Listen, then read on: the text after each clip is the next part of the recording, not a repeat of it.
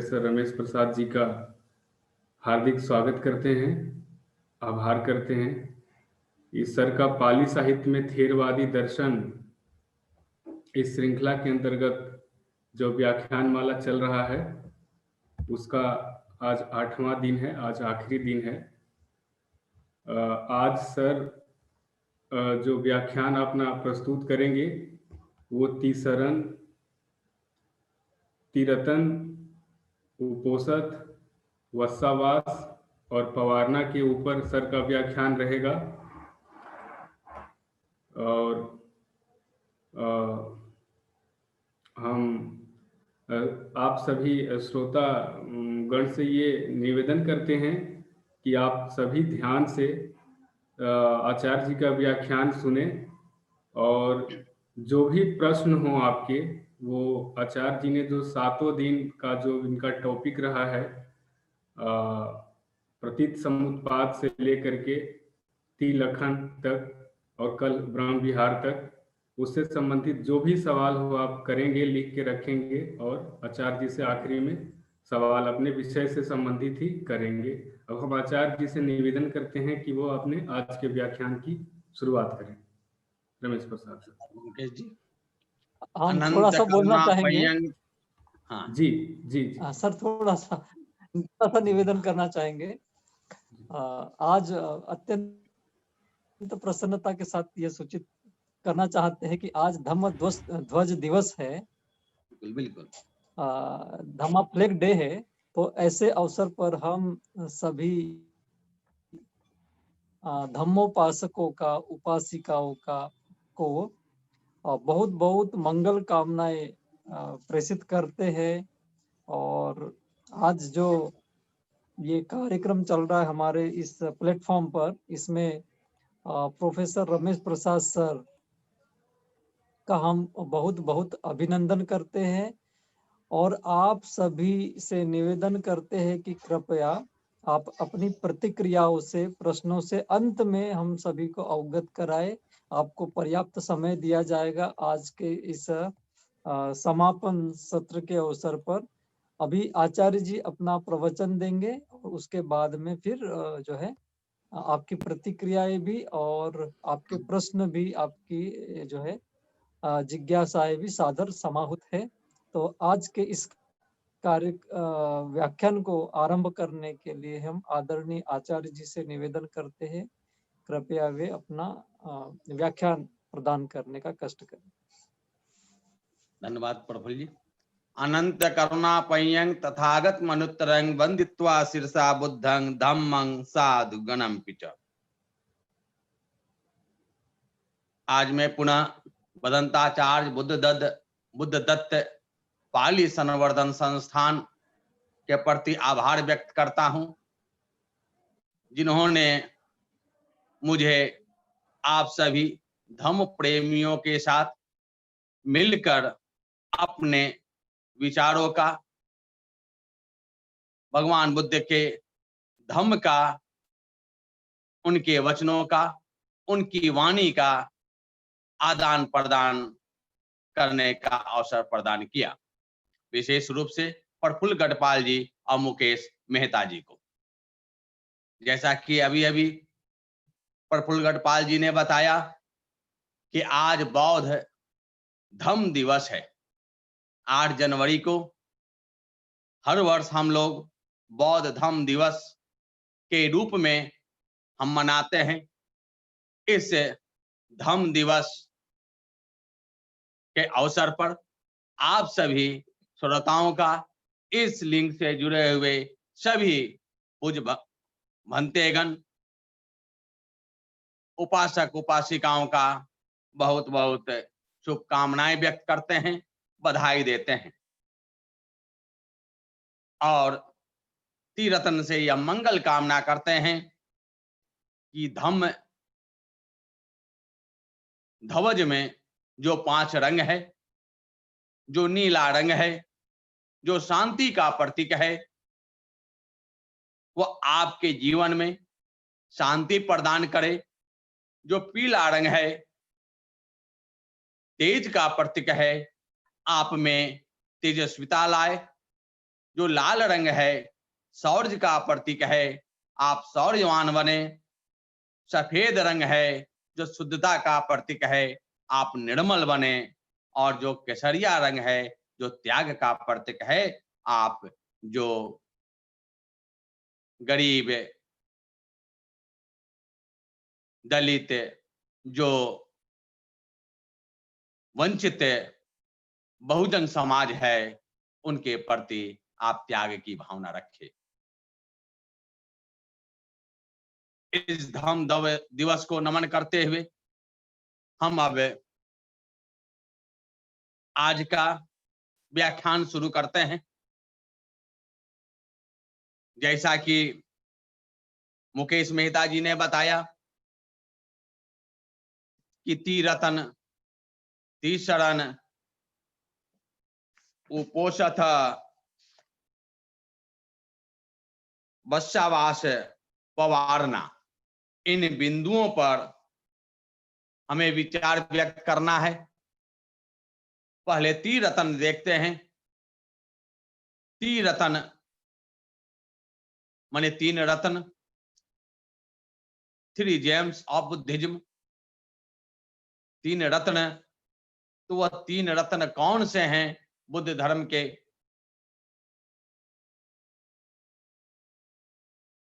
पहला है बुद्ध, दूसरा है धम्म और तीसरा है संघ। यही तीन रत्न हैं। इन्हीं तीन रत्नों से हमारा कल्याण संभव है, हमारा हित संभव है और समाज को सुखमय बनाया जा सकता है। अब देखते हैं ये तीनों रत्न क्यों हैं और कैसे हैं। पहला बुद्ध। बुद्ध का अर्थ होता है प्रकाशमान, इनलाइटेंड वन। जैसा कि मैंने पूर्व में बता चुका हूं, जो प्रकाशित है वही बुद्ध है। स्वयं अपनी प्रज्ञा से, स्वयं के ज्ञान से उन्होंने स्वयं को प्रकाशित किया, फिर करुणा से अभिभूत हो सारे संसार को प्रकाशित करने का प्रयास किया।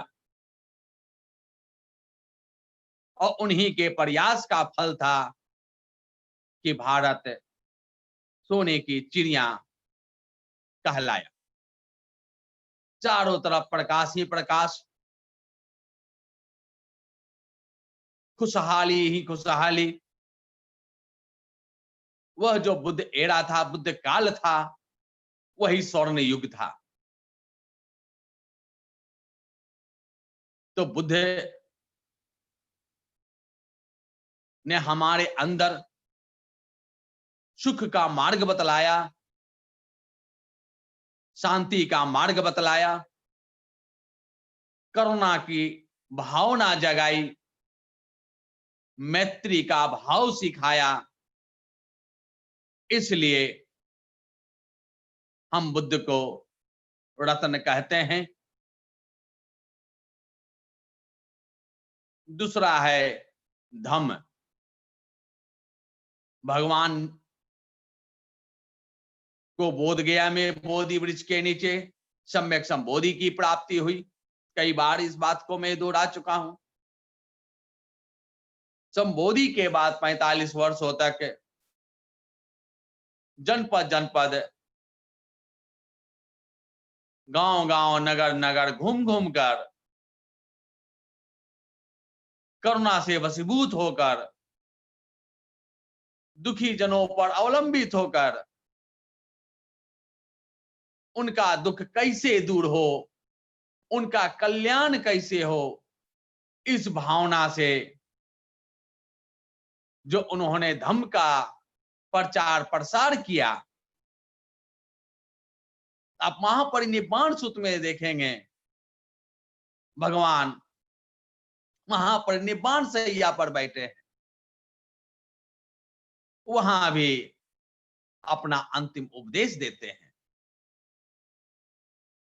ऐसे महाकारुणिक भगवान तथागत बुद्ध का जो संदेश है, जो उन्होंने हमें आचरण सिखाया, और उस आचरण पर चलकर, उनके पद चिन्हों पर चलकर न केवल व्यक्ति का बल्कि पूरा समाज, राष्ट्र और विश्व का कल्याण संभव है। ऐसे जो धम्म भगवान बुद्ध के हैं, वही हमारा रत्न है, क्योंकि उस धम्म से ही कल्याण संभव है। और तीसरा जो है वह संघ है। भगवान बुद्ध ने सारनाथ में आकर पंचवर्गीय भिक्षुओं को जो प्रथम उपदेश दिया, जो धम्म चक्र परिवर्तन किया,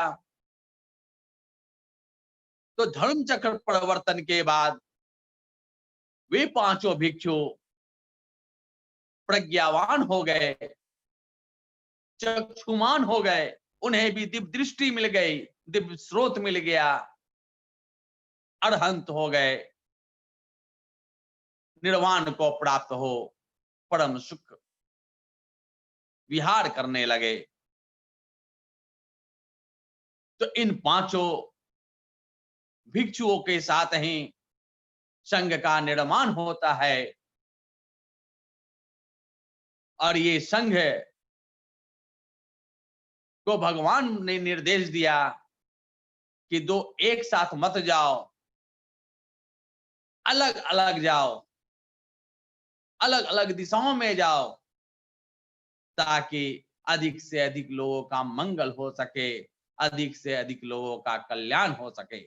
चरत विख्वे चारिकं बहुजन हिताय बहुजन सुखाय। बहुजन का हित हो सके, बहुजन का सुख हो सके। हे भिक्षुओं, चारिका करो, लोकानुकंपाय, अनुकंपा करो, करुणा करो। अनुकंपा, कंपा ने अनुकंपा, उसके पीछे लग जाओ, कंपन हो, उसके दुख को देखकर हमारे अंदर भी कंपन हो, उसका दुख हम स्वयं को समझ ले। इस भाव से लोक कल्याण के लिए विचरण करो। लोकानुकंपाय, अर्थाय, अर्थ के लिए, अर्थ यहां कल्याण है, बहुजन हित है, बहुजन सुख है। हिताय,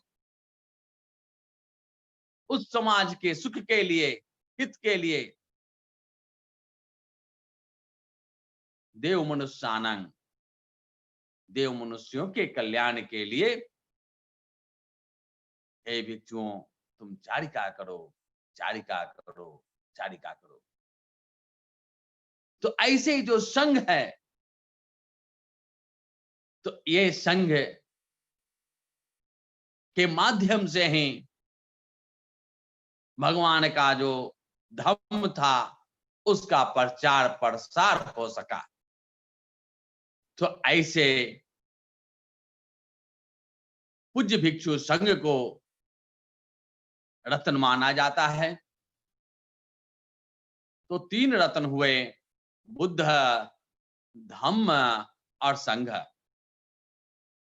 बुद्ध स्वयं प्रकाशित हैं, धम्म के माध्यम से समाज प्रकाशित हो सकता है, और उसको प्रकाश दिलाने वाला वह संघ है। आज भी जो धम्म का प्रचार प्रसार हो रहा है वह संघ के माध्यम से हो रहा है। इस तरह से बुद्ध, धम्म और संघ, ये तीन रत्न हैं। इन तीन रत्नों की शरण जाना, बुद्धं शरणं गच्छामि, बहुत कल्याणप्रद है, बड़ा सुखकर है। सुखा सद्धम्म देशना, संघ में जो उपदेशित करता है, जो उपदेश देता है, जो मार्ग दिखलाता है, उस मार्ग पर चलकर जो कल्याण होता है, तो मार्ग दिखलाने वाला पहला बुद्ध है, तो बुद्धं शरणं गच्छामि। तो वह मार्ग क्या है जो 84,000 स्कंदों में भगवान ने बतलाया, नवांग के रूप में भगवान ने बतलाया, उसकी चर्चा यहां संभव नहीं है। फिर कभी मौका मिलेगा तो हम करेंगे।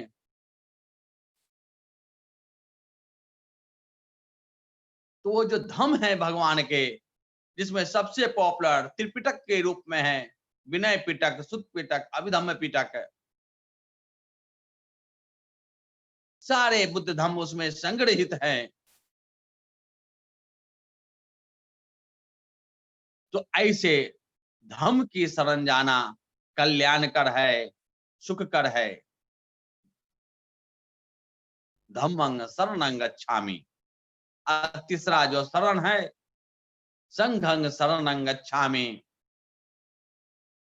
संघ की शरण जाता हूं, जो बुद्ध धर्म को चिरस्थायी बनाए हुए है, बुद्ध धर्म को बचा कर रखे हुए है। भगवान ने जो आज से 2500 वर्ष पूर्व जैसा कहा था, उसे एज इट इज सुरक्षित, संरक्षित, संग्रहित करके रखा है। उसका सारा दायित्व संघ पर ही है।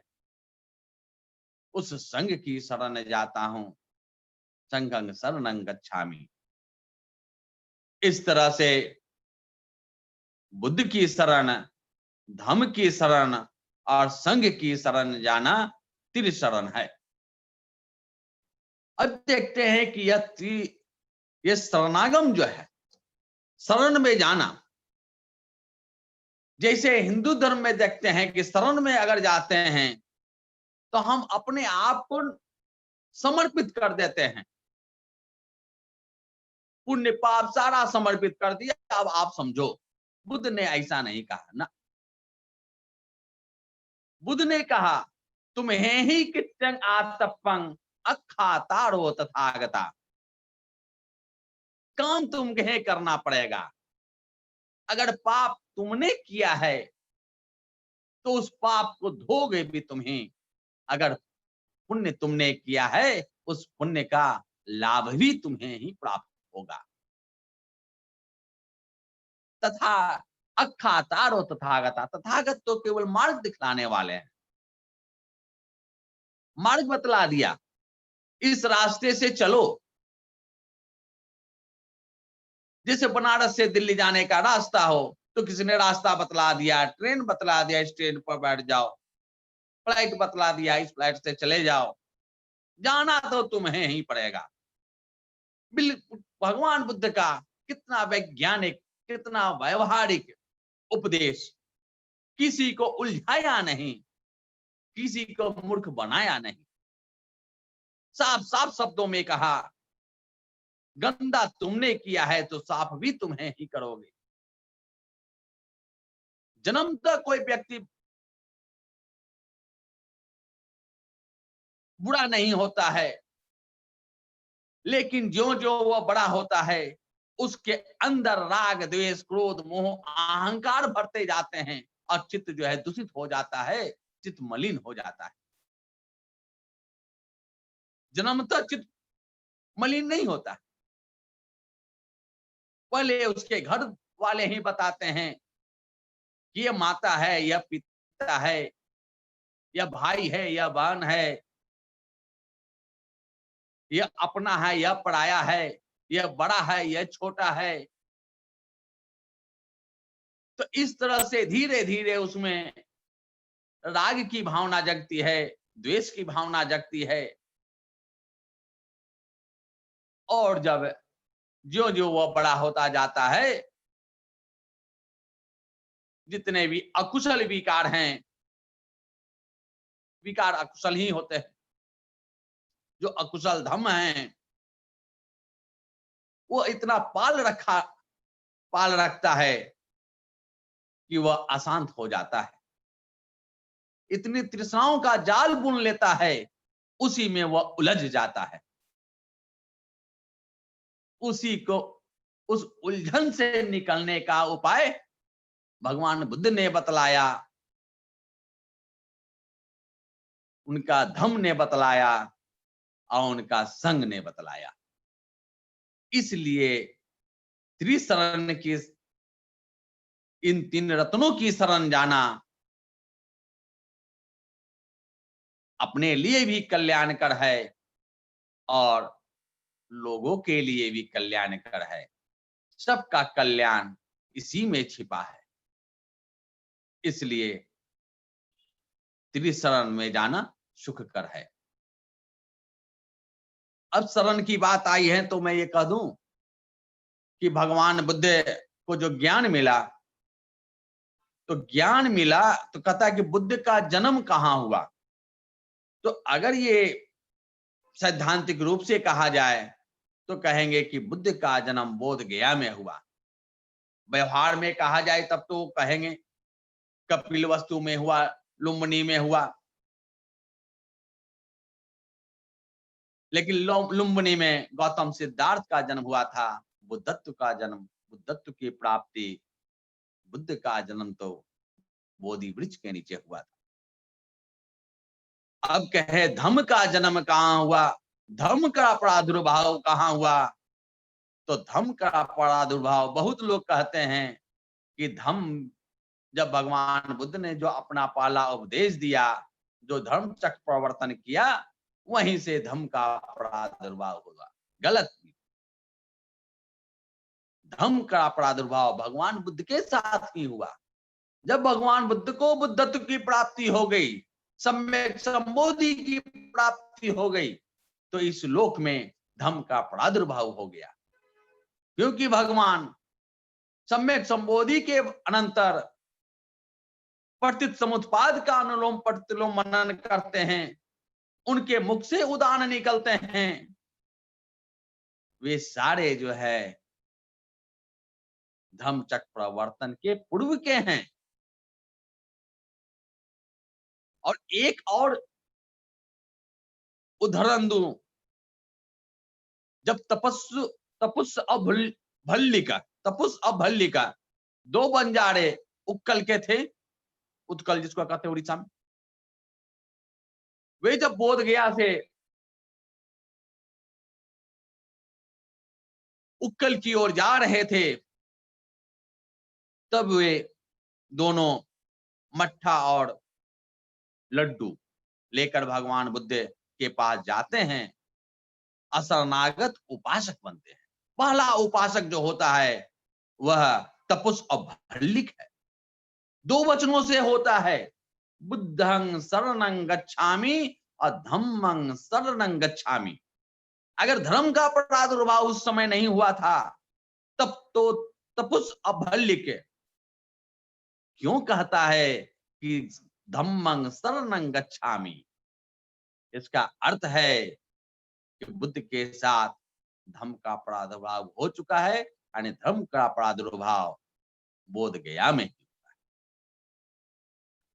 क्योंकि स्पष्ट है वहां पर। उसके बाद त्रिशरण, द्विशरण वहां हो गया। त्रिशरण सबसे पहले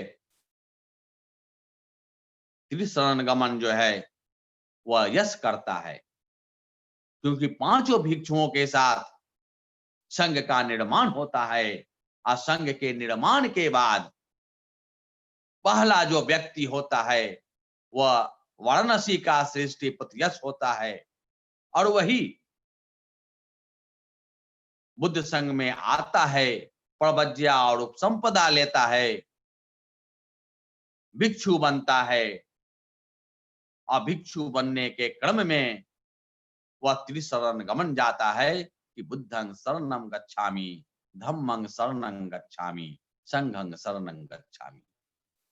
त्रिशरण में जाने वाला जो पहला व्यक्ति है वह यश है।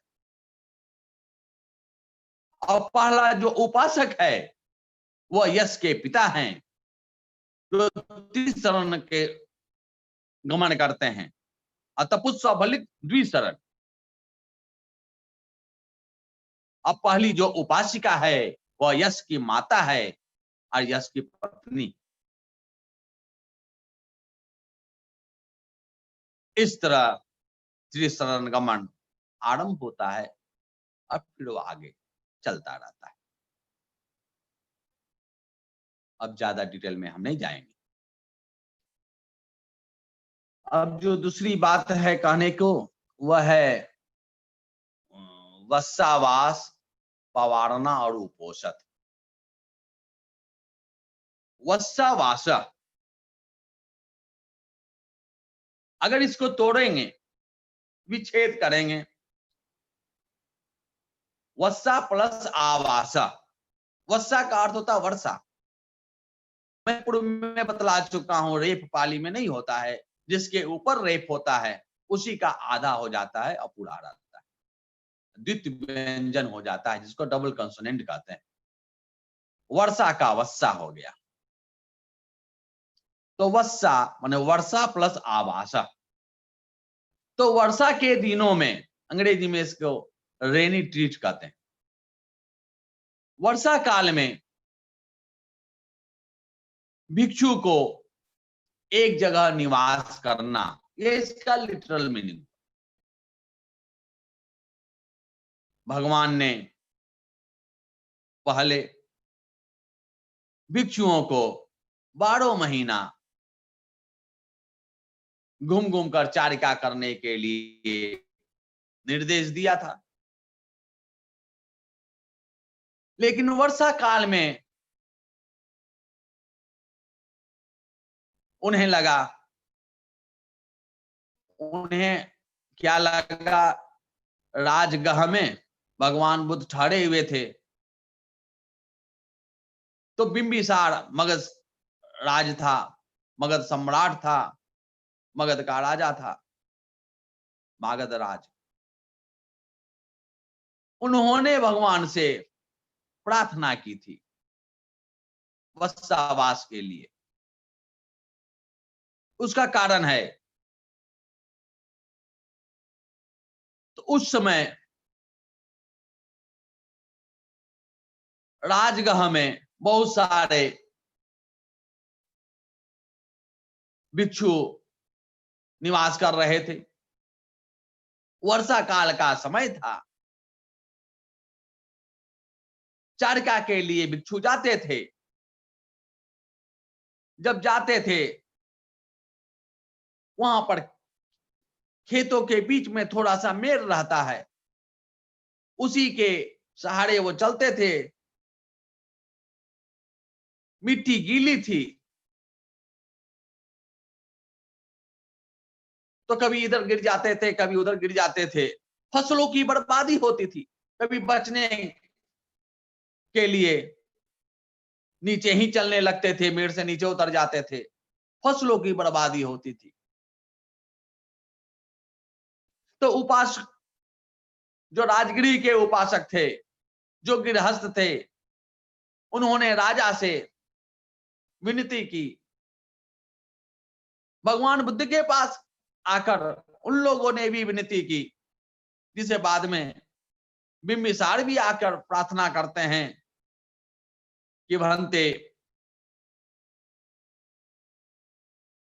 जो भिक्षादान के लिए, भिक्षाटन के लिए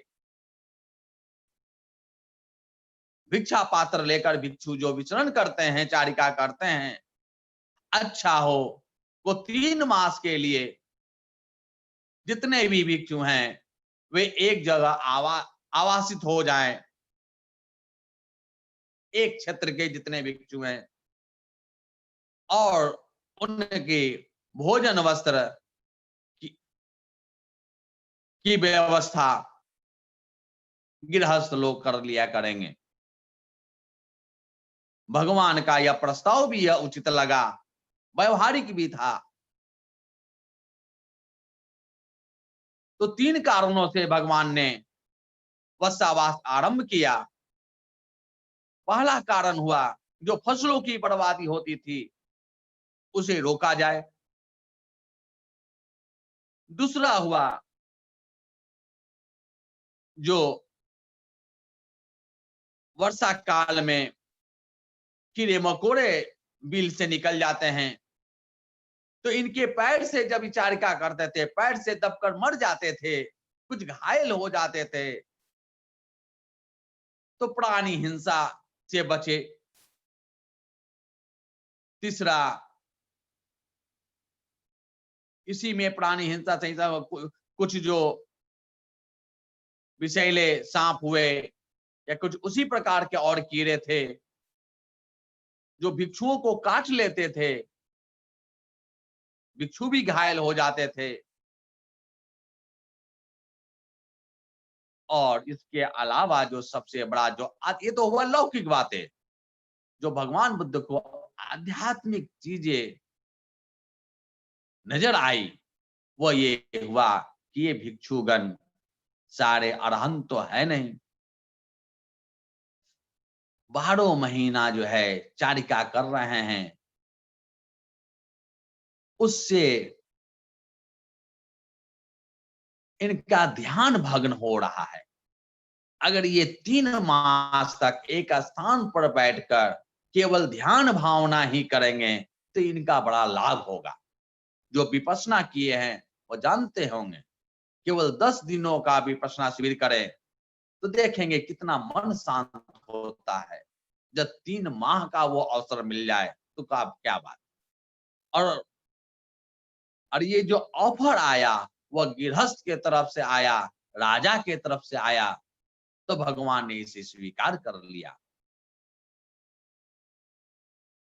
और इस तरह 3 महीने भिक्षु लोग एक क्षेत्र विशेष में एक स्थान पर रहकर ध्यान भावना करने लगे। वह 3 महीना भिक्षाटन के लिए जाना वर्जित था। ये वर्षा काल का 3 महीना, कभी आषाढ़ में शुरू होता है, कभी श्रावण में, ये 3 महीना, उसके बाद का 3 महीना पूर्णिमिका अपक्षमिका इसको कहा जाता है। विस्तार से हम नहीं जाएंगे, अगर जिसको विस्तार से जानना है वह महावग का जो महावग विनय पिटक का जो तीसरा जो अध्याय है वह सुपनायक खंडो, वहां पर विस्तार से वो देख सकते हैं, या आगे के दिनों में मैं YouTube पर मेरा जाएगा, उसको देख सकते हैं। ये आपका वत्सावास है।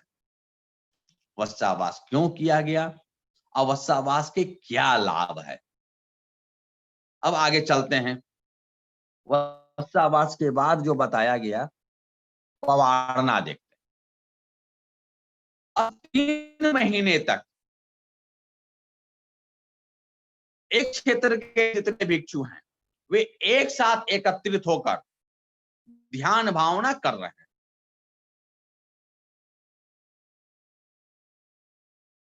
अब जितने भी भिक्षु हैं, जिस दिन वत्सावास टूट रहा है, तीसरा महीना खत्म हो रहा है, अंतिम दिन एक भिक्षु दूसरे भिक्षु से पूछता है, हमारे साथ आप 3 महीना रहे, हम में वो कौन सी कमी है जो मैं नहीं देख पा रहा हूं, क्योंकि कुछ कमियां स्वयं नहीं दिखती है लेकिन दूसरा कोई देख लेता है। तो वे कौन सी कमी है जिससे मैं अनुभव नहीं कर रहा हूं।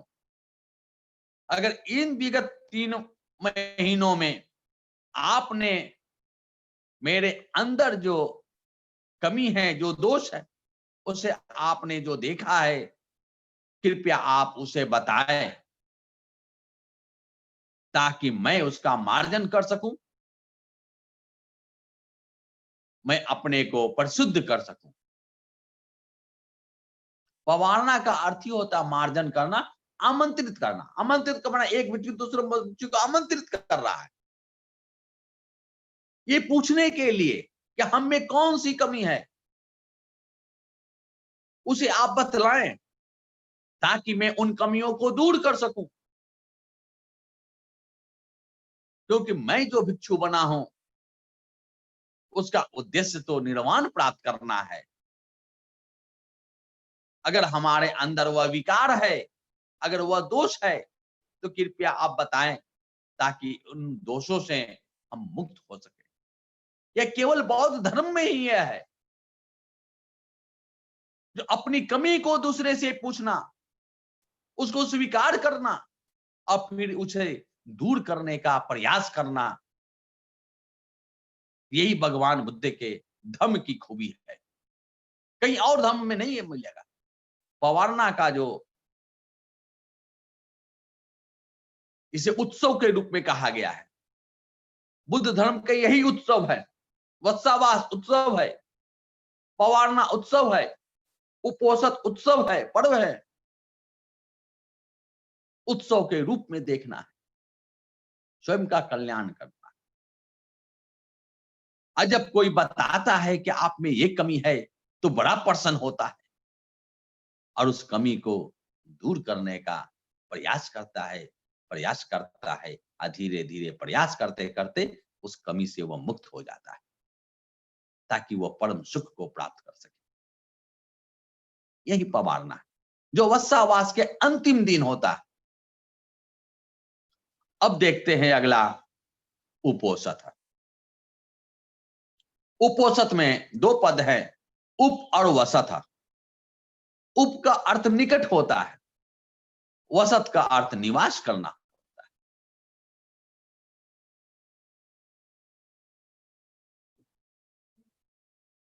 ये एक क्षेत्र के जितने भिक्षु हैं, उन भिक्षुओं को एक स्थान पर महीने में 2 दिन एकत्र होना है। पहले तो 4 दिन था, अष्टमी को भी था, शुक्ल पक्ष के 2 अष्टमी, कृष्ण पक्ष के 2 अष्टमी और चतुर्दशी और पूर्णिमा। बाद में 4 के जगह 2 कर दिया गया, 15-15 दिनों पर कर दिया गया। चतुर्दशी के दिन और पूर्णिमा के दिन, एक तो पूर्णिमा हो गया, और पूर्णिमा के बाद के 14वें दिन चतुर्दशी का।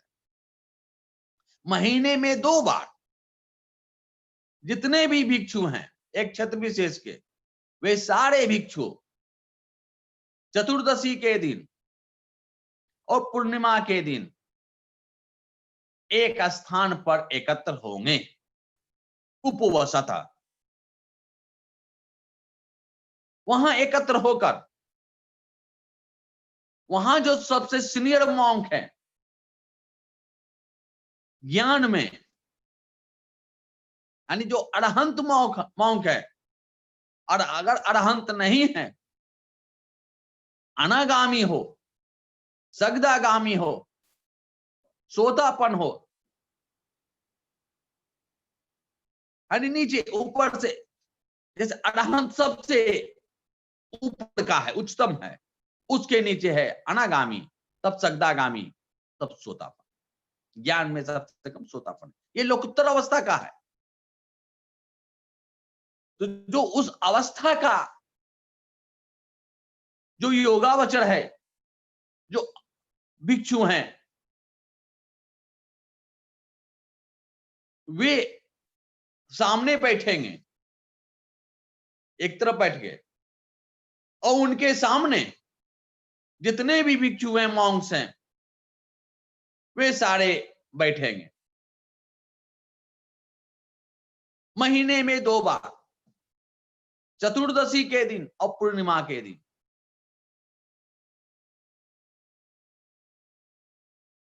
अब यहां पर उपोषित का पाठ किया जाता है। अब इस उपोषित का पाठ नहीं, पातिमोक्ष का पाठ किया जाता है। अब पातिमोक्ष देखते हैं, पातिमोक्ष क्या है, थोड़ा सा देखते हैं। कल संभवतः किसी ने पूछा था कि श्रामणेर के लिए 10 नियम हैं, तो भिक्षुओं के लिए कितने नियम हैं? तो मैंने कहा था भिक्षुओं के लिए 227 नियम है। जो भगवान ने भिक्षुओं के लिए 227 नियम जो उन्होंने प्रज्ञप्त किया है, जो बतलाया है और निर्देशित किया है कि इन 227 नियमों को तुमको जीवन में पालन करना है, उन 227 नियम ही कलेक्टिवली पातिमोक्ष कहे जाते हैं। पातिमोक्ष कहा गया, पातिमोक्षंति शिक्षापदशीलं,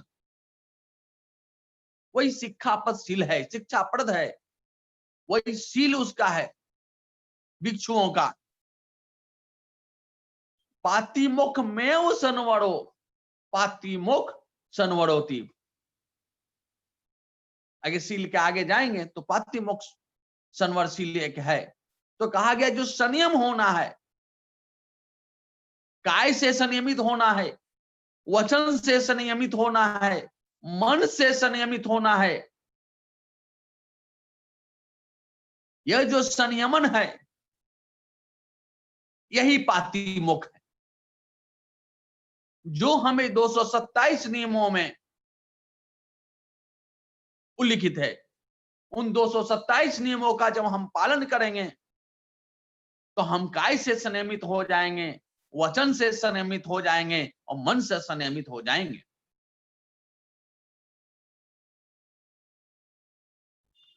इसलिए कहा गया पातिमोक्षंति आदि में तंग, आदि का है, आरंभिक है, आरंभ से कल्याण करता है। मुख में तंग, मुख में तंग, यही मुख है, मेन यही है, यही प्रमुख है, यही इंपॉर्टेंट है, संयमित होना। कुशलानंग धम्मानंग, जितने भी कुशल धर्म है उन सबों का मुख यही है, प्रमुख यही है, आदि यही है। इसलिए तेन उच्चति पातिमोक्षंति, इसलिए इसे पातिमोक्ष कहते हैं। मोक्ष का अर्थ होता मोक्ष दिलाना, मुक्ति दिलाना। तन्ही योनंग पाति रखति, जो रक्षा करती है अकुशल धर्मों से, जो कुशल धर्मों का पालन करने के लिए सिखाती है। मोक्षेति, जो हमें मुक्त कराती है। मोचयति का भी अर्थ वही है, मुक्त कराती है। अपाय का आदि ही दुखे ही, जो अपाय आदि जो दुख देने वाले हैं, जो खराब कर्म हैं, जो बुरे धर्म है, जो दुखदायक है, उनसे जो मुक्त कराते हैं, तस्मा पातिमोक्षंति उच्यति, इसलिए इसे पातिमोक्ष कहा गया है। यह मुक्त कराता है, दुखों से मुक्त कराता है, अकुशल धर्मों से मुक्त कराता है। तो इन्हीं जो 227 जो नियम है, वे एक एक कर जो सीनियर मॉन्क है, जो थेर भिक्षु है, महाथेर हैं, वे सामने वाले भिक्षु से एक एक कर पूछते हैं कि क्या तुमने अमुक नियम का पालन किया? अगर किया तो वह चुप रहता है। 3 बार पूछा जाता है, तीनों बार चुप रहता है, तो यह मान लिया जाता है कि पिछले 15 दिनों में इसने कोई भी अकुशल धर्म, अकुशल कर्म नहीं किया है, पातिमोक्ष के नियमों का पालन किया है, पातिमोक्ष का नियमों का अतिक्रमण नहीं किया है, आचरण संबंधी नियमों का उल्लंघन नहीं किया है। अगर किया है तो खड़ा होता है, उसे स्वीकार करता है,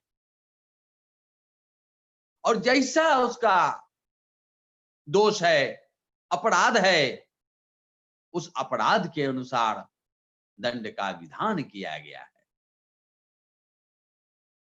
उस दंड को वो पाता है, अपने आप को शुद्ध करता है। कोई दूसरा नहीं कहेगा, स्वयं स्वीकार करेगा। कुछ का निर्णय जरूर संघ करता है,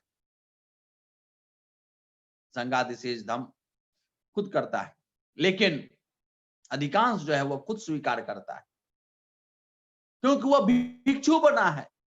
भिक्षु खाने के लिए नहीं बना है, परम लक्ष्य निर्वाण प्राप्त करने के लिए बना है।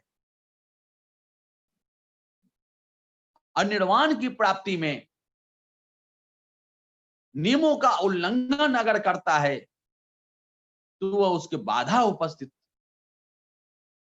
होता है।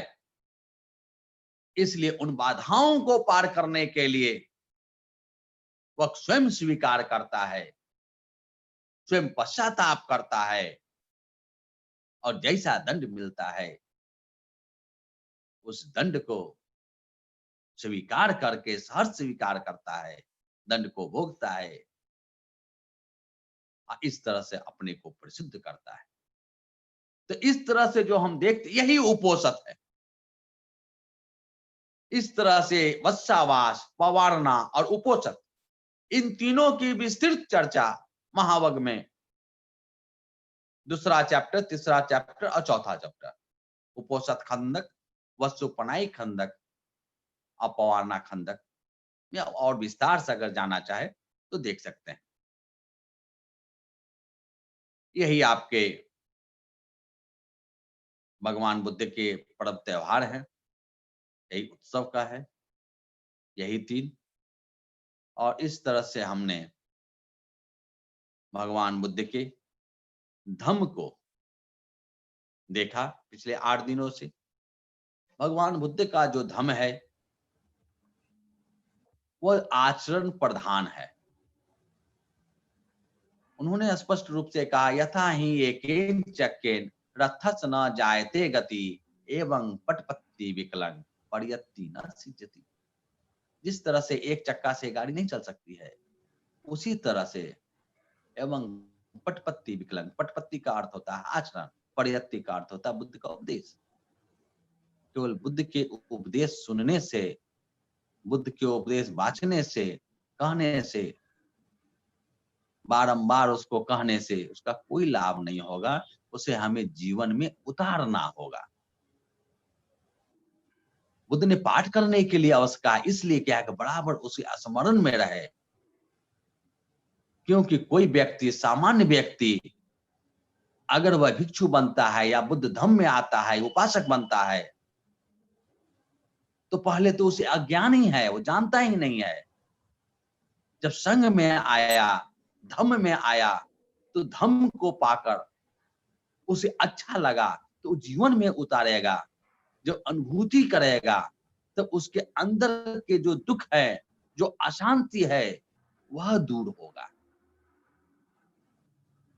इसलिए कल जो हम लोग ब्रह्म विहार देखे कि मैत्री करो, करुणा करो, मुदिता करो, उपेक्षा करो, ऐसा नहीं है कि वो हर व्यक्ति में है, लेकिन सीमित मात्रा में है। बुद्ध ने इसको लिमिटलेस कहा है, ब्रह्म विहार असीम, इसकी सीमा नहीं है। मैत्री तो अपने पुत्र के साथ होता ही है, करुणा तो पुत्र के साथ होता ही है। जब भी कुछ होता है बिल्कुल हम व्यथित हो जाते हैं, उसका दुख कैसे दूर हो जाए उसके लिए हम प्रयास करते हैं। करुणा तो निश्चित रूप से, मैत्री तो निश्चित रूप से, मुदिता तो जरूर है। बेटा अगर बन जाता है बढ़िया, बड़ी प्रसन्नता होती है। लेकिन यह भाव केवल घर परिवार तक सीमित न रहे, वर्ण समाज तक सीमित न रहे, या असीम हो जाए। हर प्राणी के बीच में यह मंगल भाव जगे। यही जगाने के लिए भगवान का प्रादुर्भाव हुआ था। और हम सभी लोग आज के धम्म ध्वज दिवस में संकल्प ले कि जितना अधिक से अधिक हो सके सबका मंगल सोचे, सबका मंगल करे, सबका कल्याण हो, ऐसी भावना रखे। भवतु सब।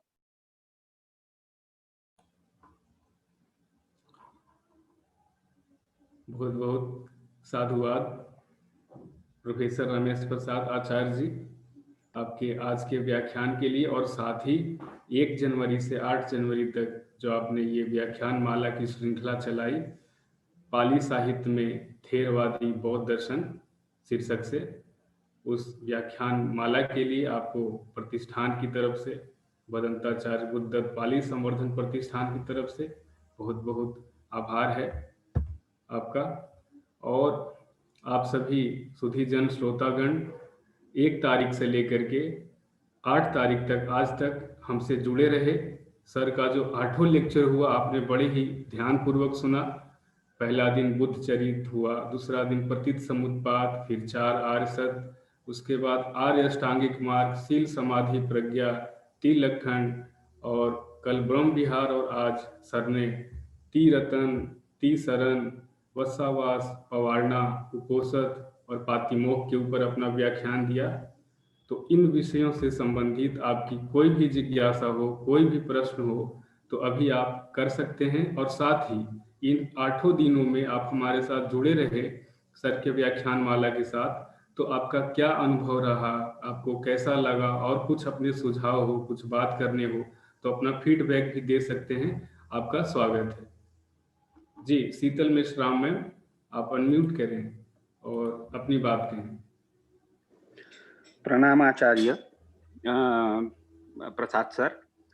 सर नमो बुद्धाय। मेरा एक सवाल है, आपने उपोषद के बारे में भिक्षुओं के लिए जो नियम या जिस तरह से उनकी दिनचर्या होनी चाहिए उस पे जो ये किया विवरण किया। मेरा प्रश्न है कि गृहस्थों के लिए उपोषद किस तरह करना चाहिए, इसके ऊपर आप कुछ मार्गदर्शन करेंगे सर? रमेश प्रसाद सर, आप अनम्यूट कर लें। रमेश प्रसाद सर जी। गृहस्थों के लिए पंचशील का पालन करना है। जैसे हिंसा नहीं करेंगे, क्योंकि जब गृहस्थ हैं तब आपका वत्सावास की कोई बात ही नहीं आती है। आप घर में रहें, बिल्कुल भगवान का जो उपदेश रहा बिल्कुल व्यवहारिक रहा कि आप घर में रहें। घर में रहकर, जैसे कबीर देखें, रहीम देखें, सब घर में ही रहकर निर्वाण को प्राप्त हुए। तो घर में रहे, लेकिन जैसे कमल कहते हैं ना, कमल कीचड़ में रहता है लेकिन उससे अलग रहता है, उसी से खिलता है, उसमें आप रहें, लेकिन उससे आप घिरे नहीं, उससे आप बाहर रहें। यानी हिंसा नहीं करेंगे, बराबर ध्यान में रखेंगे। मन से भी हिंसा नहीं होनी चाहिए। वाणी और काय तो कर अलग बात है, मन से अगर विचार आता है तो तत्काल उसको रोके कि नहीं, हमारे लिए ये कल्याणकारक नहीं है, दूसरे के लिए छोड़े। स्वयं को देखे कि हमारे लिए ये कल्याणकारक नहीं है, हम अशांत हो रहे हैं, हमारे अंदर क्रोध की भावना जग रही है। अदिन्ना दाना, चोरी का भाव ना लावें। तो चोरी का भाव का मतलब यह नहीं है कि किसी दूसरे का केवल चुरा ही ले। जहां जो काम सौंपा गया है उस काम से निष्ठा पूर्वक करें, ईमानदारी पूर्वक करें। अगर मान लिया ऑफिस का काम कर रहे हैं, आपको ऑफिस से जो पैसा मिल रहा है वह कार्य करने के लिए मिल रहा है, अब उसमें सुविधा शुल्क लेने लगे तो वह चोरी है। तो उसी तरह से व्यभिचार किसी के प्रति, किसी अन्य महिला के प्रति, पत्नी के अलावा मन में बुरा भाव न जगे, झूठ न बोले, निंदा न करे, कठोर वचन न बोले, व्यर्थ की बातें न करे और नशा न करे। इस तरह इसका हमेशा मन में ध्यान रखना, यही जो है उपासक के लिए भगवान ने बताया है। अगर समाधि में जाना चाहते हैं तो विपश्यना ध्यान करें, तो यह और पुष्ट होगा। जब विपश्यना ध्यान करेंगे तो यह आपको अनुभूति होगी। जो हम इन पचरों में पढ़ते हैं, गलत काम में संलग्न होते हैं, उसका कोई लाभ नहीं है। एक दिन चले जाना है, खाने के लिए जरूर भोजन चाहिए, तो उतना तो भोजन मिलता ही है, लेकिन उससे व्यक्ति का मन नहीं भरता है। मन भरना चाहिए। संतोषम परमं सुखम, संतुष्टि परमं धनम, भगवान ने कहा है। तो उपासकों के लिए संतुष्टि जो है बहुत जरूरी है, संतोष करना बहुत जरूरी है। संतोष रहे, आप पंचशील का पालन करे, यही उसका उपोषद है, यही उसका जो है पातिमोक्ष का पालन है।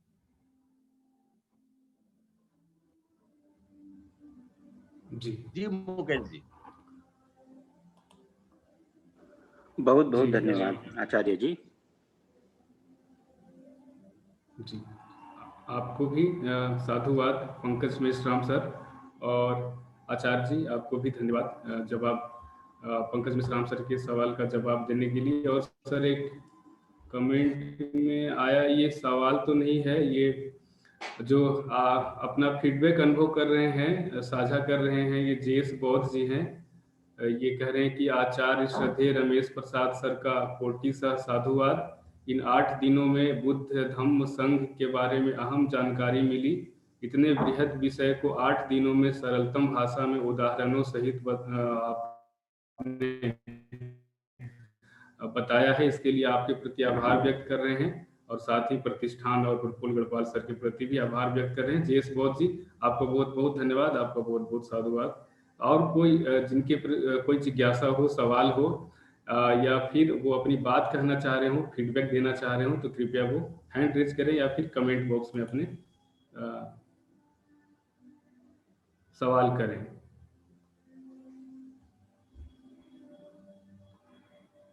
जब तक कोई आगे का सवाल आता है तब तक सर एक आप सवाल कल का अगर ले सकते हैं तो कल समयाभाव के कारण नहीं ले पाए थे, नहीं उसको लिया गया था। तो वो कल एक माधुरी डोंगरे मैम है, उन्होंने पूछा था कि संसार और निब्बान, ये दो कॉन्सेप्ट है, भव और निब्बान।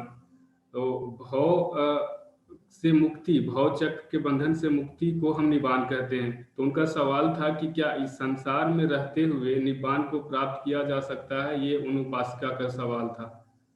आप सर इस पर कुछ प्रकाश डालें।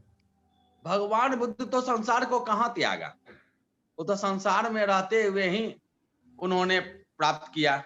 निर्वाण को देख लें, निर्वाण 2 प्रकार के हैं। निर्वाण में हमने थोड़ा सा बतलाया था कि नी और वाण का अर्थ तृष्णा है, और तृष्णा के कारण ही दुख होता है, 4 आर्षद में बतलाया। तो नी का अर्थ अभाव होता है, नहीं होता है। जहां तृष्णा नहीं है, जहां तृष्णा का अभाव नहीं है, तो ये भी देखा था कि सहस्रं पियन दुखं पी सहस्रं अनथि पियन दुखं पी नथि। तो जितनी तृष्णा है उतना दुख है। अगर धीरे धीरे हम तृष्णाओं को हटा देंगे तो दुख भी हमारा हट जाएगा। तो दुख हमारा जब समाप्त हो जाएगा तो वो जो अवस्था है तो वह परम सुख का है, तो वही परम सुख निर्वाण है। तो इस संसार में रहते हुए अपना कर्म करते हुए निष्काम कर्म करें, निष्काम कर, क्योंकि हमारा जो पिछला जितना भी जीवन है उसमें हमने कुशल अकुशल सारे कर्म किया, जिसके कारण हमारा यह लोक मिला। जरूर निश्चित रूप से हमारा अच्छा कर्म रहा होगा, जिसके कारण हम मनुष्य योनि पाए हैं। अब इस योनि में हम जैसा कर्म करेंगे वैसा हमारा अगला जन्म होगा। तो हम अगला जन्म नहीं चाहते हैं, हम मुक्त होना चाहते हैं, तो मुक्त होने के लिए निर्वाण जरूरी है। तो निर्वाण जो है 2 प्रकार के हैं, स उपाधि शेष निर्वाण और अनुपाधि शेष निर्वाण, जिसको निरुपाधि शेष निर्वाण भी कहते हैं। और स उपाधि शेष निर्वाण जो हुआ, स प्लस उपाधि प्लस शेष। उपाधि का मतलब है यहाँ पंचस्कंध, स का अर्थ होता है साथ। जैसे कहते हैं सपरिवार आइए, परिवार के साथ आइए, तो स का अर्थ होता है साथ। तो स उपाधि शेष का अर्थ हुआ कि अभी जो पंच स्कंध है, रूप वेदना संज्ञा संस्कार और विज्ञान, यही मनुष्य है, इसको हम लोग पढ़ चुके हैं। तो यही जो पंच स्कंध है, पंच स्कंध बचा हुआ है शेष में, स उपाधि शेष में बचा हुआ है।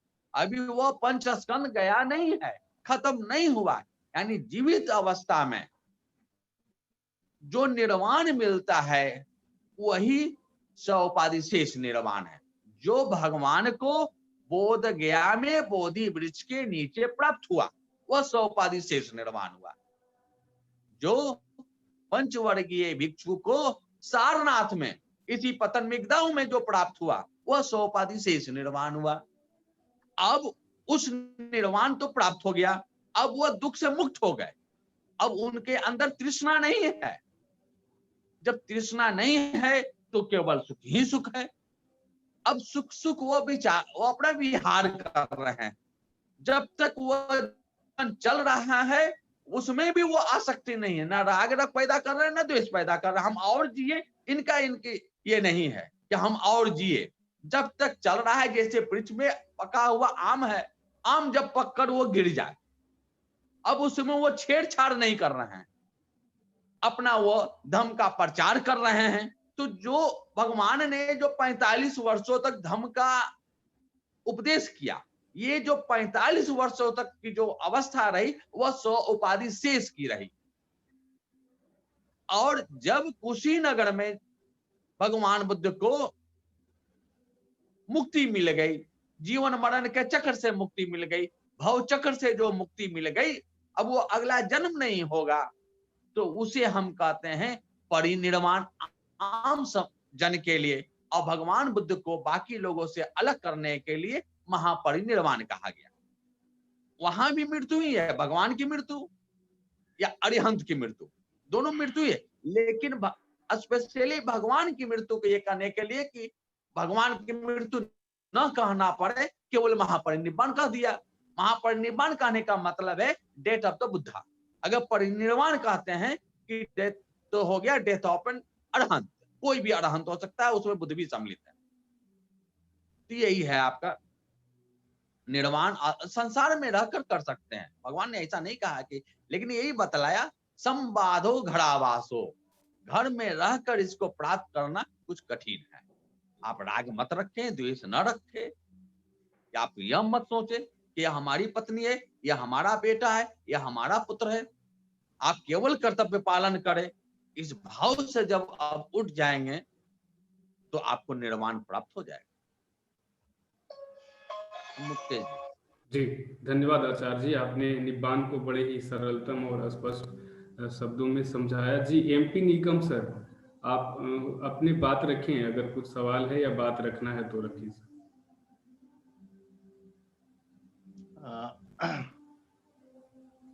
आचार्य रमेश प्रसाद जी, आचार्य प्रफुल्ल गढ़पाल सर, मुकेश मेहता सर, और आज के इस कार्यक्रम में जुड़े सभी उपासक उपासिका को नमो बुद्धाय।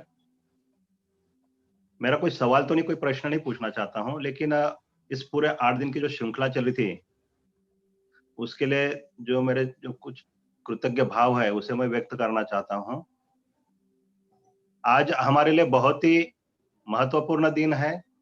आज बौद्ध धम्म ध्वज दिन है, और इस उपलक्ष्य में भी मैं सभी को मेरी तरफ से हार्दिक मंगल कामनाएं व्यक्त करता हूं। और पाली साहित्य में थेरवादी बौद्ध दर्शन की यह जो गत 8 दिन से जो श्रृंखला चलाई जा रही थी, इसका जो आज का जो समापन दिन है, हम सब धम्मानुरागी उपासक उपासिकाएं, हम लोगों का जरूर कर्म विपाक अच्छा होगा, जो भदंताचार्य बुद्धदत्त पाली संवर्धन प्रतिष्ठान की ओर से हमें लगातार बार बार यह अवसर प्राप्त हो रहा है कि बौद्ध धर्म के प्रतिष्ठित जाने माने विद्वान आचार्यों के द्वारा हमें धम्म लाभ हो रहा है, और यह निरंतर मिल रहा है। धम्म लाभ हमें निरंतर मिल रहा है। धम्म के प्रति काया वाचा मन से हम सभी धम्मानुरागियों में एक प्रकार की जागृति निर्माण हो रही है, और इस जागृति के कारण ही धम्म के मार्ग पर चलने के लिए हमें एक मार्गदर्शन मिल रहा है, एक गाइडलाइन मिल रही है। इसलिए मैं हमारे जो आदरणीय आचार्य गढ़पाल सर, मुकेश मेहता जी और इस कार्यक्रम से संबंधित सभी सदस्यों का दिल से, तहे दिल से बहुत बहुत आभार व्यक्त करता हूं, और यह अभिलाषा भी रखता हूं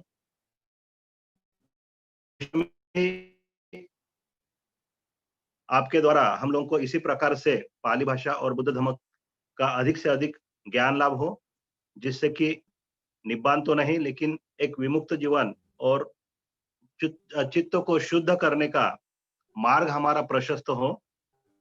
और खास करके आज के समारोह समारंभ में या समारोह व्याख्यान में जो गत 8 दिन से हमारे आदरणीय आचार्य रमेश प्रसाद जी द्वारा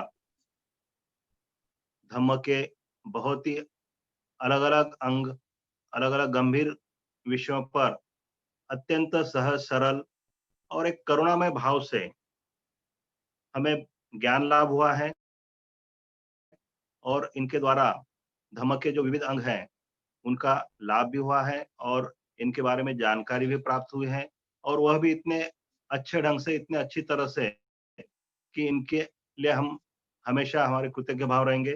इनका हम तहे दिल से बहुत बहुत आभार व्यक्त करते हैं, साधुवाद करते हैं और उम्मीद करते हैं कि और भी इनकी ऐसी श्रृंखला भविष्य में और हमें प्राप्त हो, हमें और एक अवसर मिले ताकि और हमारा ज्ञान वर्धन हो और साथ ही साथ इस हमारे जो पूरा परिवार है, जो धम्मानुरागी, यही श्रृंखला नहीं, इसके पहले वाली भी श्रृंखलाएं, साथ ही साथ जो पाली भाषा की भी जो हमारी श्रृंखलाएं थी, उसमें जो हमेशा साथ निभाते हैं और इसका लाभ लेते हैं, उन सभी धम्म अनुरागी सदस्यों का भी मैं बहुत बहुत धन्यवाद व्यक्त करना चाहता हूं और सबके प्रति मंगल कामना रखते हैं, मंगल भाव रखते हुए, करुणा भाव रखते हुए मेरी वाणी को विराम देता हूं। धन्यवाद। जी, आभार आपका, बहुत बहुत आपका धन्यवाद। आपको भी साधुवाद आचार्य जी के प्रति और प्रतिष्ठान के प्रति और प्रतिष्ठान के द्वारा आयोजित किए जाने वाले सभी कार्यक्रमों से जुड़ने वाले पाली एवं बौद्ध विद्या के सुधीजनों के प्रति अपना आभार व्यक्त करने के लिए आपका भी एमपी निगम सर बहुत बहुत साधुवाद। और विनोद मित्तल सर, प्रवीण ताड़े सर और घनश्याम पाल सर भी इसी तरीके का आभार व्यक्त उन्होंने कमेंट बॉक्स में लिख के जताया है आचार्य जी के प्रति और ये उम्मीद भी की है कि इस तरह से ही आगे भी आचार्य जी का सानिध्य लाभ मिलता रहेगा सभी उपासक उपासिकाओं धम्मानुरागियों को। तो घनश्याम पाल जी सर खुद ही उत्साहित हैं और सर ने सुझाव प्रस्ताव भी दिया था कि जातक के ऊपर कुछ श्रृंखला कराई जाए, तो सर जरूर इसके बारे में आपके विचार पर जरूर सोचेंगे। आपका बहुत बहुत साधुवाद। और एक सवाल आया है सर कमेंट बॉक्स में कि भगवान ने यदि गृहस्थों के लिए पंचशील पालन का विधान किया है तो निगार माता जो विशाखा थी उनको उपोषित के लिए क्यों उन्होंने उपदेश दिया, उपोषित करने के लिए क्यों उपदेश दिया, ये सवाल है।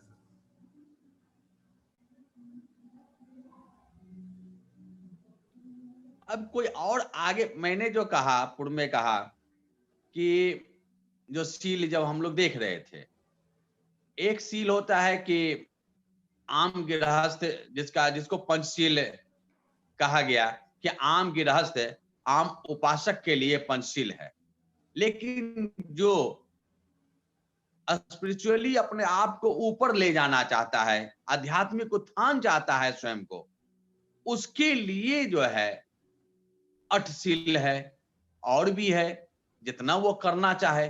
तो बिगाड़ माता जो विशाखा थी वो सामान्य तो थी नहीं, तो उनके लिए भगवान ने कहा कि उपोषित भी करो।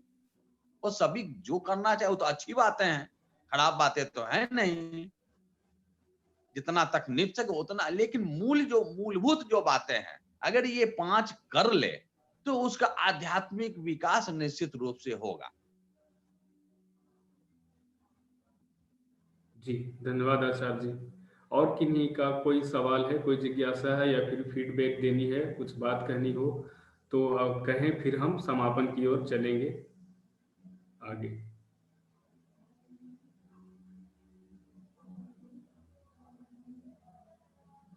हाँ जीत बहुत सर, अपने विचार साझा करें सर, अनम्यूट करें, अपने विचार साझा करें।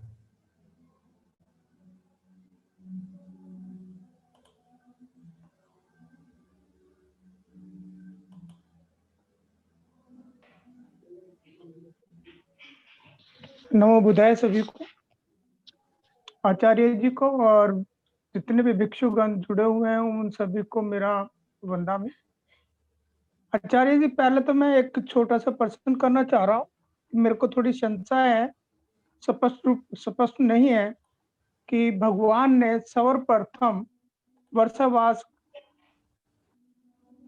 राजगृह में जो किया था वो किस समय किया था, कि पहले सारनाथ के बाद किया, कितने वर्षों बाद किया? थोड़ा सा मैं इसके बाद स्पष्टीकरण चाहता हूँ, मुझे इसमें कुछ समझ नहीं है। तो और दूसरा भगवान प्रश्न बुद्ध, हाँ बोले। हाँ, दूसरा प्रश्न मेरा यह है कि हम हर चीज को 3 बार उच्चारण करते हैं, जैसे बुद्धं शरणं गच्छामि प्रथम द्वितीयम्पि तृतीयम्पि, इस तरह से, इसके पीछे क्या लॉजिक है? उस समय आचार्य जी। हाँ, भगवान बुद्ध जब ज्ञान मिला तो ज्ञान मिलने के बाद वह 7 सप्ताह तक बोध गया में भिन्न भिन्न वृक्षों के नीचे, आप पढ़े होंगे महावग में, बोधि वृक्ष, राजातन वृक्ष, मिलिंद वृक्ष, अजपाल गुरु, तो विभिन्न वृक्षों के नीचे जो है विमुक्ति सुख का आनंद लेते रहे। फिर उपदेश करने के लिए वह वाराणसी आते हैं, और वाराणसी आ करके वो उपदेश करते हैं, क्योंकि भगवान का जो ज्ञान प्राप्त हुआ वह वैशाख पूर्णिमा के दिन हुआ, जो अप्रैल मई है। और यहाँ पर पंचवर्गीय भिक्षु और 61 कुल जो 61 हो गए थे बुद्ध को मिलाकर, पहले पंचवर्गीय भिक्षु आए, फिर यश आए, फिर यश के 4 मित्र आए, फिर उसके बाद यश के 50 और मित्र आए। इस तरह से मिलकर भगवान बुद्ध और 60 और ये जो हो गए 61। तो भगवान ने सबको कहा कि भाई शरद भी को अलग अलग जाओ, देशेत भिक्खवे धम्मं आदि कल्याणं मध्य कल्याणं पर्युषण कल्याणं, कहा कि आदि के कल्याण के लिए, मध्य के कल्याण के लिए और पर्युषण के कल्याण के लिए, यानी शील का पालन करो, समाधि का अभ्यास करो, प्रज्ञा का भावना सबको सिखाओ, इसके लिए है आप अलग अलग विचरण करो। तो भगवान भी फिर चले गए वहां। तो भगवान ने जो है वह जो आपका सवाल था धर्म चक्र प्रवर्तन के बाद किया, धर्म प्रवर्तन का पहले कैसे करेंगे? नहीं, मेरा सवाल ये नहीं। हुआ, फिर 7 सप्ताह तक वहां रहे, फिर वो आ गए यहाँ। नहीं, मेरा सवाल ये है कि दूसरा जो सवाल आपका है, नहीं सर, मेरा प्रथम हाँ, जो वर्षावास है सारनाथ के पश्चात कितने वर्षों के बाद किया? मतलब पहले प्रथम जो उन्होंने वर्षावास किया वो कितने वर्षों के बाद किया? सारनाथ के बाद अगले वर्ष किया या उसी वर्ष किया? क्योंकि पहला वर्षावास तो उन्होंने यहाँ किया, उस दूसरा वर्षावास तो राजगीर में ही है। मतलब पहला भगवान का सारनाथ है, दूसरा वहां राजगांव में ही है। हाँ, यहाँ हाँ, असल उनका एरिया तो बहुत बना नहीं था अभी भिक्षुओं का, तो अभी वो राजगह और सारनाथ यही दो उनका जो है क्षेत्र था। तो आगे उनका क्षेत्र बना नहीं था, तो धीरे धीरे राजगह में ही जो है जब ये होते हैं जटिल, जो 1000 जटिलों को जो उपदेश करते हैं, तो उसके बाद का ये है राजगृह में सर। गया काश्यप, हाँ, नदी काश्यप, गया काश्यप और रुवेल काश्यप, ये जो 1000 भिक्षु है, तो उनसे बुद्ध का जो है धर्म प्रचार बहुत तेजी से बढ़ता है। मतलब हम ये राजगृह का दूसरा मान के चले? हाँ, बिल्कुल। हाँ, ठीक है, धन्यवाद सर आपका। और दूसरा शब्द मेरा प्रश्न ये था कि 3 बार जो उच्चारण करते हैं हम, बुद्धं शरणं गच्छामि, धम्मं शरणं गच्छामि, फिर द्वितीयम्पि बुद्धं शरणं और तृतीयम्पि बुद्धं शरणं, और नमो तस्सो भी 3 बार, इस तरह से, उसके पीछे क्या लॉजिक है? क्योंकि जो हमारे जो भारतीय परंपरा है ना, उसमें 3 को ना बड़ा अशुभ सा माना गया है, लेकिन हम बहुत जो है ना हर चीज को 3 बार करते हैं। इसलिए करते हैं ना, उस समय लिखने की परंपरा थी नहीं, और 3 जो अशुभ कर है ना, बुद्ध ने चूंकि 3 बार कह दिया, तो बुद्ध के अलावा जो दूसरे लोग थे उन्होंने इसको अशुभ मान लिया। बुद्ध के पूर्व में 3 अशुभ नहीं थे। बुद्ध को डाउन करने के लिए 3 को अशुभ मान लिया गया। 3 तो सबसे ज्यादा शुभ है। और ये बताएं कि 3 बार इसलिए कहा गया कि उस समय लिखने की बात थी नहीं, तो बारंबार जब कहेंगे तो दिमाग में वो बातें आएगी। तो इसलिए 3 बार जो है भगवान बुद्ध जो है इसी बात को कहते हैं। 3 बार नमस्कार कर 3 बार करेगा तो याद भी हो जाएगा। और अगर कुछ मन में इधर उधर भटकाव हो भी रहा है तो 3 बार में जो है वो पुष्ट हो जाएगा। प्रणाम भी कर रहे हैं तो बिल्कुल श्रद्धा के साथ तीसरी बार में आ जाए। इसलिए धन्यवाद 3 सर। अशुभ को न कहें, 3 तो सबसे शुभ है। धन्यवाद सर। सर मेरी आपसे एक विनती और है कि जी। बौद्धि अंग, निवरण, विचिकित्सा इत्यादि के विषय में भी जब भी आप अपना समय मिले तो अपना जो आपका जो चैनल है उस पे अवश्य डालें, क्योंकि मैं समझता हूँ कि है आज ना? तो आपके पास इतना समय नहीं होगा इनको समझाने के लिए। नहीं, ये जो निवारण और झानंग, बौद्धि अंग, हाँ, जी। वो बोध्यंग तो फिर 7 हो गए। सती, धम्म, विचय, वीर्य, पीति, पसद्दि, हाँ, समाधि, जी। उपेक्षा। हाँ, वो तो 7 हो गए बोध्यंग। तो लेकिन ध्यानंग और निवारण को मैंने सम्मा समाधि वाले में बताया है। वो हमारे चैनल पर जाएंगे, वो प्रोफेसर रमेश प्रसाद करके देखेंगे यूट्यूब पर, जी। तो सम्मा समाधि वाले में है ये, ठीक है सर, उसको देख लेंगे। विस्तार से बताया है उसमें। ठीक है सर, धन्यवाद सर, आपका बहुत बहुत धन्यवाद। जी, तो आप सभी उपासक उपासिकाओं का, पाली एवं बौद्ध विद्या के सुधी जनों का बहुत बहुत साधुवाद कि आपने आचार्य जी की ये जो श्रृंखला चल रही थी पाली साहित्य में थेरवादी बौद्ध दर्शन, उसमें आपने सकारात्मक रूप से अपनी सहभागिता प्रदर्शित की और प्रतिष्ठान उम्मीद करता है कि आगे भी आपकी सहभागिता ऐसे ही बनी रहेगी। और आचार्य जी से भी हम निवेदन करेंगे, विनती करेंगे कि वो भी समय समय पर जब भी समय मिले पाली साहित्य में जो दर्शन है थेरवादी बौद्ध दर्शन, उसके ऊपर अपने कार्यक्रम हमें प्रतिष्ठान के माध्यम से करवाते रहें, ये भी आचार्य जी से निवेदन रहेगा। और अब हम प्रोग्राम के समापन की ओर चलें आचार्य जी, अगर आपका निवेदन हो तो। नहीं, बिल्कुल बिल्कुल बिल्कुल आपका जी। तो अब हम आज जो सत्र है उसके समापन की ओर चलते हैं। हमारे साथ ऋतुपर्णा चक्रवर्ती मैम हैं, ये जर्मनी बर्लिन से हमारे साथ जुड़ी हुई हैं। मैम पाली शिक्षण अध्ययनशाला जब चल रहा था हमारा, तभी से हमारे साथ जुड़ी हुई हैं और लगातार हर वेबिनार सेमिनार में और जितने भी श्रृंखलाएं चलती है सब में मैम रहती हैं और बुद्ध धर्म के संवर्धन में, प्रचार प्रसार में ये भी अपने स्तर पर लगी हुई है, अपना योगदान जितना भी हो सकता है वो दे रही हैं। तो मैम से जी, आरजे भंडारे सर, आपका कोई प्रश्न है, कुछ बात कहनी हो तो जल्दी से आप ही कह लें, फिर हम धन्यवाद ज्ञापन की ओर चलेंगे। अनम्यूट करें भंडारी सर। और मैम अनम्यूट करें और अपनी बात कहें मैम। जी सर, जय भीम सर। जी। हाँ, अभी जो सर की बात चल रही थी कि हम 3 बार बुद्धं शरणं गच्छामि, धम्मं शरणं गच्छामि, संघं शरणं गच्छामि, ऐसे 3 बार क्यों कहते हैं? तो आवाज आ रहा है सर? हेलो? जी जी मैम, आ रही है मैम, आवाज आ रही है आपकी, स्पष्ट है। हाँ, तो मैं माफी चाहती हूँ कि ये मैं जो मुझे पता है वो मैं आपको बताना चाहती हूँ, मगर कितना सही है कितना बराबर है मुझे पता नहीं है, फिर भी ये मैं क्लियर करना चाहती हूँ कि जैसे बुद्धं शरणं गच्छामि, धम्मं शरणं गच्छामि, संघं शरणं गच्छामि, ऐसे 3 बार बोला जाता है। तो ये हुआ 9 टाइम हुआ है, 9 टाइम हुआ है।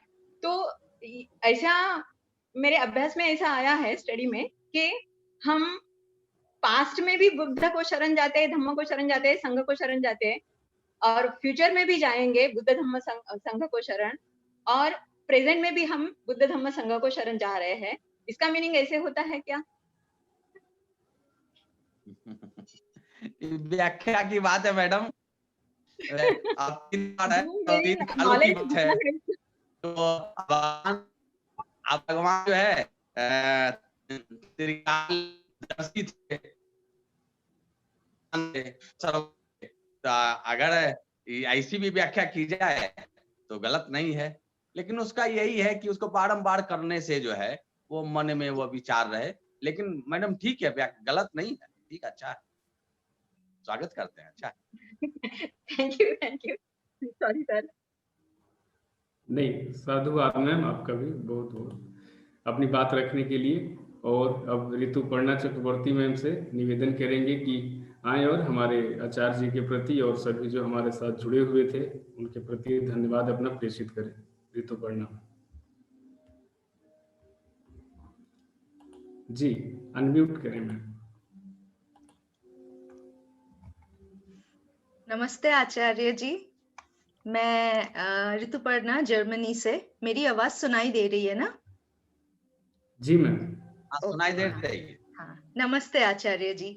तो ये जो पहले 1 जनवरी से लेके 8 जनवरी तक का जो 8 दिवसीय कार्यक्रम जो आपने इतने अच्छे से हमें मार्गदर्शन दिया, पाली साहित्य में थेरवादी बौद्ध दर्शन जो हम लोग हमारे जैसे लोग जिनको पाली साहित्य के बारे में ज्यादा कुछ पता नहीं है, हमारे जैसे लोगों को आपने इतने सरल भाषा में इतना मेत्ता, इतना करुणा के साथ आपने हमें इतना समझाया, इतने अच्छे से सारा कॉन्सेप्ट क्लियर किया। इसके लिए आपको बहुत बहुत धन्यवाद, बहुत बहुत साधुवाद है। और आज आपने जो त्रिरत्न के बारे में समझाया, जो बुद्ध, धम्म और संघ, जो सबसे पहले शायद धम्मचक्र प्रवर्तन सुत्त में पाया जाता है। फिर आपने हमें त्रिरत्न शरण के बारे में आपने हमें समझाया, फिर वर्षावास, उसके पीछे प्रैक्टिकल रीजंस और वर्षावास का क्या लाभ था, और उपोसत मतलब कि निकट निवास करना, जो पतिमोक्ष में उल्लेख किया हुआ है, इसके बारे में आपने हमें इतने अच्छे से समझाया कि पंचशील और 8 शील का पालन करते हुए हम अपने जीवन में आगे कैसे बढ़ पाए। इसके लिए आपको बहुत बहुत धन्यवाद। और जो पहले 7 दिन, पिछले 7 दिन का जो आपने कार्यक्रम, ये 7 दिन का आपने बताया हमें।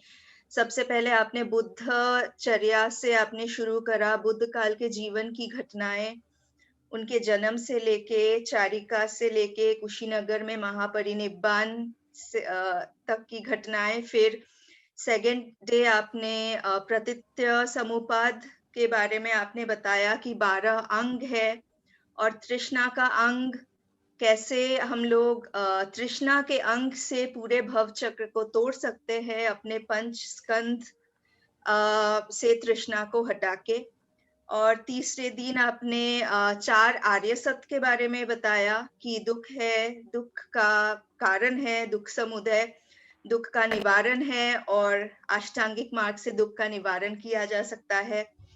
फिर उसके नेक्स्ट दिन आपने आर्य अष्टांगिक मार्ग के बारे में बताया कि हमारे रोज की जिंदगी में इस मार्ग को अपना के हम लोग कैसे अपने जीवन को आगे बढ़ा पाए, कैसे अपने जीवन में हम अष्टांगिक मार्ग को उतार पाए। और शील समाधि प्रज्ञा, उसके नेक्स्ट दिन आपने जो बताया कि ये 3 कैसे एक दूसरे के सहायक हो सकते हैं। ये 3 ये अष्टांगिक मार्ग ये इन तीनों में डिवाइडेड है, वो आपने हमें समझाया कि कैसे इस मार्ग पे चले।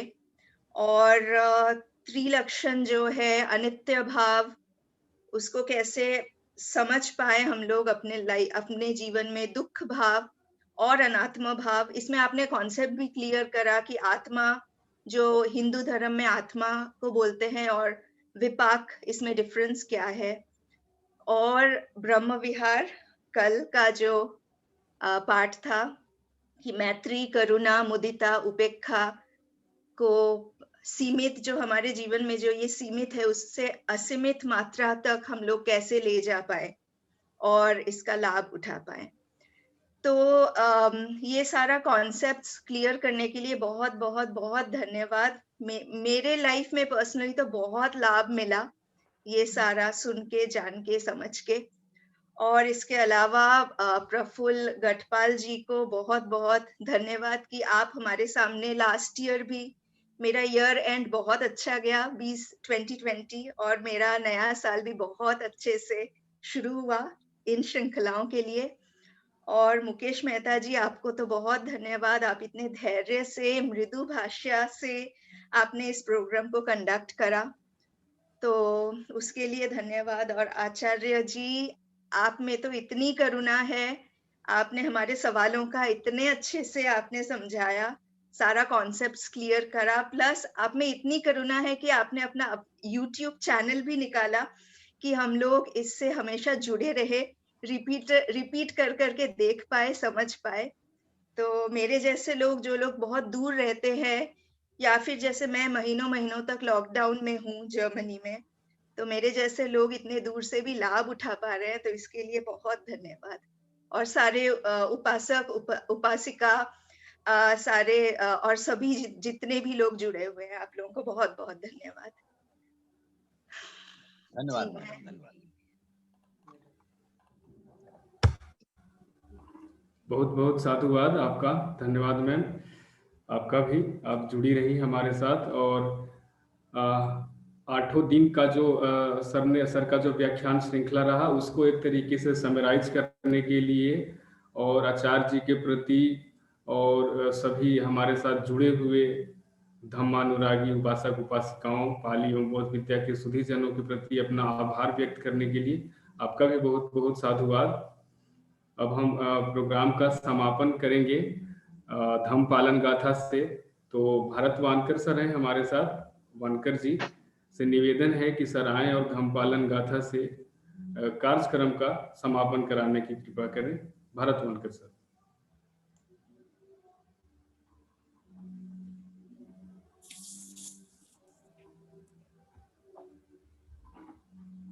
सब पाप सकरणं कुशल उपसंपदा सच्चित परियोदपनं एतं भूतान शासनं धम्मं चरे सुचरितं नतं गुचरितं चरे धम्मचारी सुखं सेति अस्मि लोके परं विच न तावता धम्मधरो यावता भुवासति यो च पंपि स्तुत्वान धम्मं कायेन पश्यति सवे धम्मधरो होति यो धम्मं न पमज्जति नत्ति मे शरणं अयं बुद्धो मे शरणं वरं एतेन सच्चवज्जेन होतु मे जय मंगलम् नत्ति मे शरणं अयं धम्मो मे शरणं वरं एतेन सच्चवज्जेन होतु मे जय मंगलम् नत्ति मे शरणं अयं संघो मे शरणं वरं एतेन सच्चवज्जेन होतु मे जय मंगलम् साधु साधु साधु बुद्धं नमामि धम्मं नमामि संघं नमामि। बहुत बहुत साधुवाद सर, भरत वानकर सर, धम्म पालन गाथा से कार्यक्रम की समाप्ति के लिए। तो इस तरह इस कार्यक्रम का, इस व्याख्यान माला का समापन किया जाता है, इस आशा और उम्मीद के साथ कि हम जल्द ही प्रतिष्ठान की तरफ से आयोजित की जाने वाली किसी अन्य श्रृंखला किसी अन्य कार्यक्रम, किसी अन्य व्याख्यान माला के थ्रू फिर से जल्दी ही जुड़ेंगे। तब तक के लिए आप सभी को नमो बुद्धाय।